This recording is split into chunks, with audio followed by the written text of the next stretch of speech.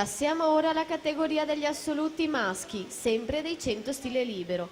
Sono previste 4 batterie. Nella prima troviamo Carlo Bosdachin in corsia 1, Alessandro Zanchettini in 2, Jacopo Pellizzari in 3, Jacopo Sandri in 4, Marco Esposito in 5, Riccardo Bertuola in 6, Alex Rossi in 7.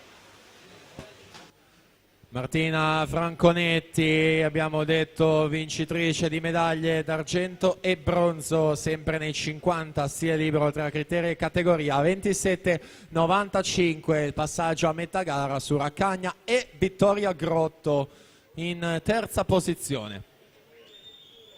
58,39 ha notato Concetta Perroni nella batteria di prima. Ultime bracciate per Martina Franconetti. 57,80 miglior tempo Giulia Raccagna, 58,63 terza, Vittoria Grotto 58,79 in quarta posizione generale.